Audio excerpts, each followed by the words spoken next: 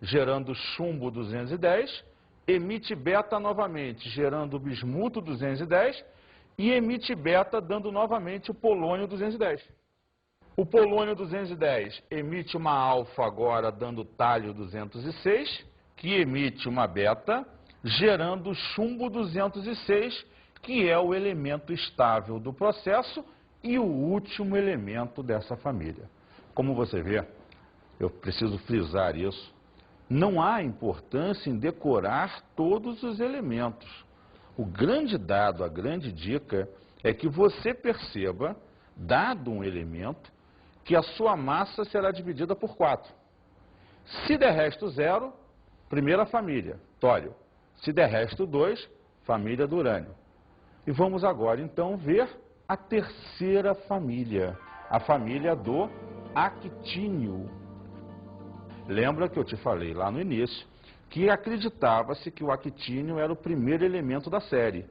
Porém, sabe-se hoje que isso é errado e que o urânio 235, que hoje existe em 0,7% do urânio 238, é que começa essa terceira série.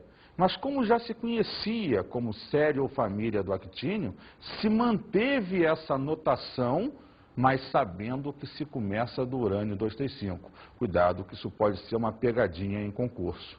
Vamos a essa família. A família do actínio, massa igual a 4N mais 3, como eu te disse. Nesse caso, se você pegar a massa de qualquer um dos elementos e dividir por 4, ela dará resto 3. Então a diferença, o grande diferencial de cada família é o resto que vai se formar. É isso que gerencia o elemento ser de uma família ou de outra. E é o que a gente vai ver agora. Vamos observar a sequência de elementos pertencentes a essa família. Urânio 235 emite alfa, dando tório 231, que emite beta, dando proctínio 231. Emitindo alfa, o actínio 227.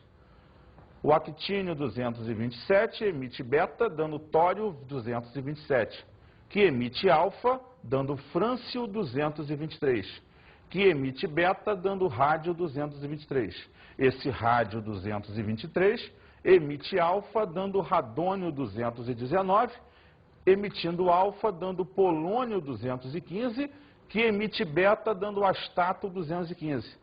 O astato 215 emite alfa, dando chumbo 211, que emite beta, dando bismuto 211, que emite beta, gerando polônio 211. O polônio 211 emite alfa, dando talho 207, que emite beta, dando chumbo 207, que é o elemento estável dessa sequência. Então, como a gente pôde perceber, fechando a ideia do grupo, duas características fundamentais. Todas terminam no chumbo, não importa a massa, como elemento mais estável, e todas elas passam pelo elemento radônio. Ele é um dos elementos da sequência de transformação, isótopos do radônio, mas ele está presente nas 3 séries. Isso é uma coisa importante de frisar. Por quê? Porque a química evoluiu como ciência e a cada evolução ela procurou observar e estudar os novos elementos e descobriu elementos transurânicos. Elementos de número atômico maior que o do urânio 92, gerando com isso uma continuidade de estudos radioativos e surgindo com uma 4ª série de elementos radioativos. Elementos superpesados, e uma família em particular surge, que é chamada família do netúnio.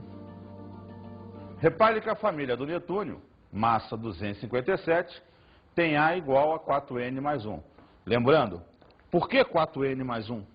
Porque os seus elementos têm a massa divisível por 4, restando sempre 1 como resto da conta de divisão. Então, todos os elementos dessa sequência terão sua massa divisível por 4 e terá resto 1. Lembrando sempre que ela tem uma qualificação que a diferencia das outras 3. Como eu disse, ela surgiu recentemente por conta da descoberta dos novos elementos. Ela não tem o radônio na sua sequência. E ela não acaba no chumbo. Ela vai acabar no bismuto como elemento mais estável do processo. Vamos ver a sequência de elementos. Plutônio 241 emite beta, dando americio 241, que emite alfa, dando nipônio 237, que emite alfa, dando proctínio 233. Esse proctínio 233 emite beta, dando urânio 233, que emite alfa, dando tório 229, que emite alfa, dando radônio 225.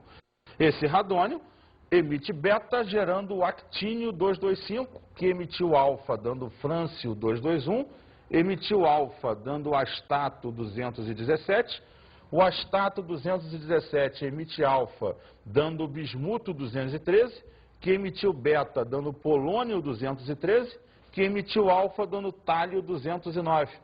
O tálio 209 emite beta, dando chumbo 209, que emitiu beta, dando o bismuto 209, como elemento mais estável dessa nova série.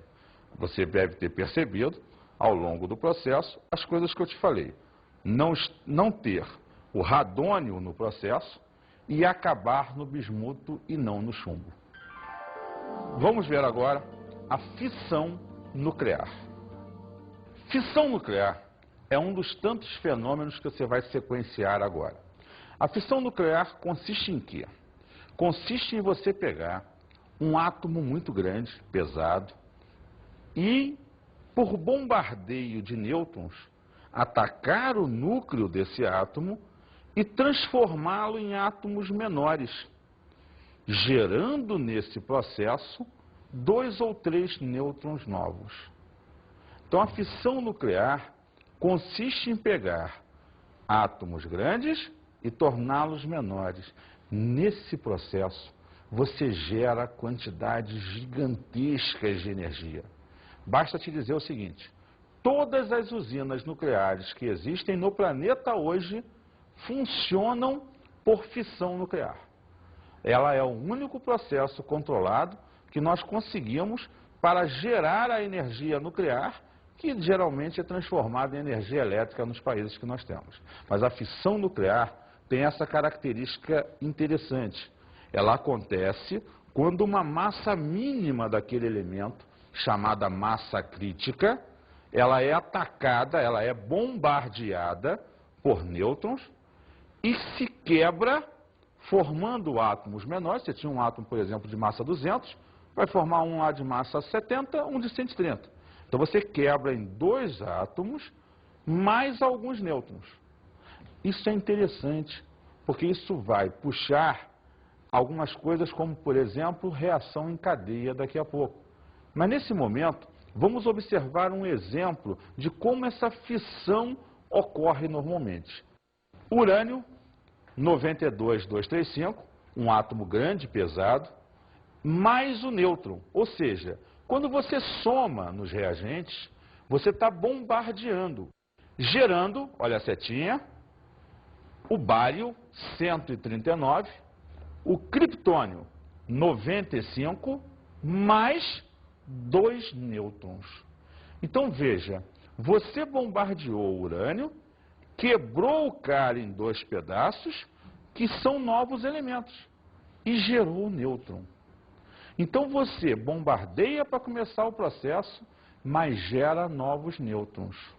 Então vamos ver reação em cadeia. Reação em cadeia, ela acontece quando você pegou o primeiro átomo, atacou, ele gerou 2 nêutrons. Esses nêutrons atacaram mais 2 átomos, que geraram 2 nêutrons, que atacaram outros 4 átomos. Olha a coisa se desenvolvendo em cadeia, sucessivamente sem parar. Essa reação em cadeia é um bolo que vai acontecendo, crescendo, crescendo. Porém, lembra um detalhe que eu te disse? Você gera a cada quebra grande quantidade de energia. E se você gera grande quantidade de energia e essa reação ocorre descontroladamente, o que vai acontecer? Bum! Exato. Você criou uma bomba nuclear. Por isso ela explode. Porque você vai gerando uma reação incontrolável, chega um momento, dada a quantidade de energia daquela estrutura, ela explode. É o princípio básico das bombas nucleares. Uma reação nuclear em cadeia só pode autossustentar-se a partir de uma determinada quantidade de radionuclídeo, que passa a ser chamada de massa crítica. Veja só, essa massa crítica é a menor quantidade de massa daquela amostra que contenha um certo número de átomos necessários a que haja essa reação em cadeia. Porque para raciocinar. Se você bombardeia o primeiro átomo, ele gera 2 nêutrons, que vão bombardear outros 2, você tem que ter um mínimo ali de X átomos para que a reação seja em cadeia. Então, essa quantidade mínima necessária para que a reação seja dita em cadeia é chamado de massa crítica. É em função dessa massa crítica que a gente percebe, tá, a formação da bomba atômica. O que é a bomba atômica? O cara coloca uma massa crítica e começa a reação em cadeia. Provoca essa reação de cadeia de forma descontrolada, como aquela massa está dentro de um invólucro metálico, chega uma hora que a pressão aumenta, a quantidade de calor gerada é tão grande, bum, que gera a explosão nuclear e aquele lindo cogumelo, que é lindo só visualmente, mas que denota uma alta destruição, porque, veja, a quantidade de energia gerada nesse processo é altíssima. É uma energia que vai misturar com cinética, calor, luz, radioatividade, porque tem radiação gama, radiação alfa, radiação beta sendo emitida no processo e que vai se espalhar num campo enorme. Haja visto os exemplos passados de Hiroshima e Nagasaki, onde você teve bombas explodindo nesse processo e gerando destruição total por onde passa. Temperaturas médias atingidas na região onde explode a bomba de 3.500 a 5.000 graus Celsius. Nada sobra no processo. Daí, você observa que a fissão nuclear é o processo que nós temos necessariamente de produção de energia. Mas, Edson, como é que na usina nuclear você consegue fazer essa mesma fissão e a usina não explode? É daí